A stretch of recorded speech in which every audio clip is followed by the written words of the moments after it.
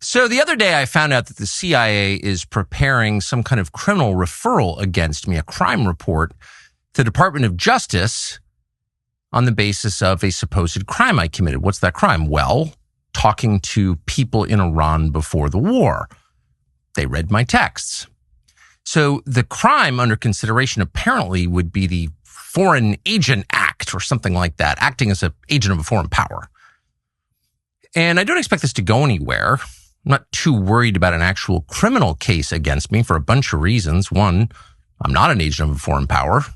Unlike a lot of people commenting on U.S. politics and global affairs, I have only one loyalty, and that's the United States, and have never acted against it. Its interests are the only interests I care about because I'm from here and I have a lot of kids. So that's not a concern. I've also never taken money from anybody.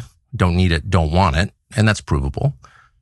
And moreover, it's my job to talk to everybody all the time and try and figure out what's happening around the world. That's literally what I do for a living.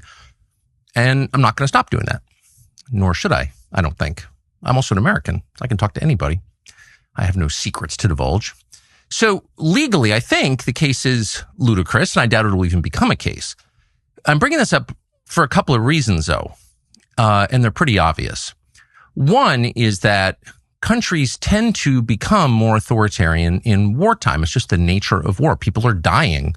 The stakes are high. People's emotions have risen to a very high point, to a crescendo.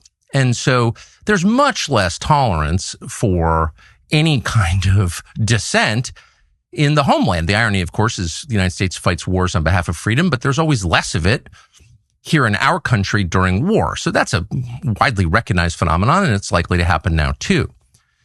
Another point to make that is worth knowing is that the USIC, the intelligence agency, spy on Americans. Now, you probably knew that, and it's been revealed a lot, including by Julian Assange and Ed Snowden, both of whom are threatened with death for revealing it, but everyone knows.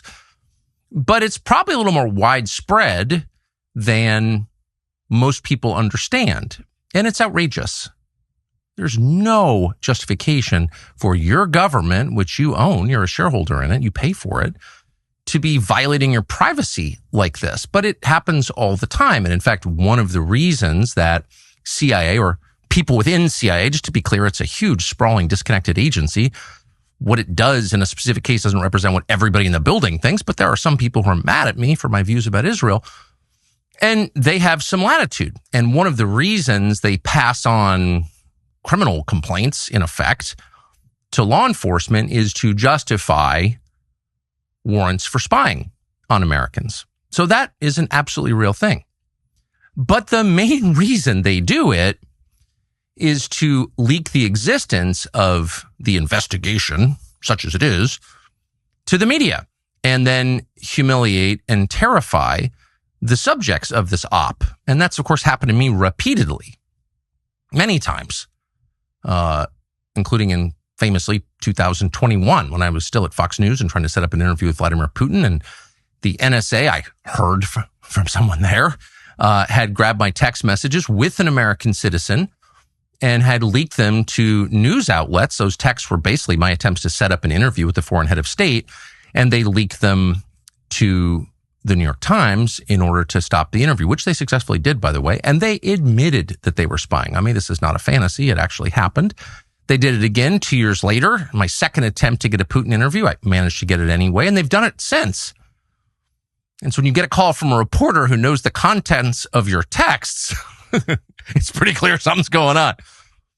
None of this, in my judgment, as of right now, is a huge threat to me. So I'm not making this video to complain about it or whine or ask you to send me money because I'm under attack. I'm saying it because it's true, and you should know what your own government is doing, and you should know what the stakes are. And you should know that a lot of what happens in this country that affects outcomes happens behind the scenes. Some of it is legal, some of it is not, including what I'm describing now. But it has an effect. And the intel agencies, again, not everyone in the intel agencies, because there are decent, hardworking Americans who work in the intel agencies are Americans, just like there are decent, hardworking Americans who work at the DMV. But there are also people with agendas and grudges and no sense of restraint who are happy to misuse the power they have granted them by our elaborate secrecy laws to hurt fellow Americans for ideological reasons. That is entirely real. That's the story of Russiagate. And it's likely that things like that will begin to happen at greater scale now. So you should just know that going forward. Thanks.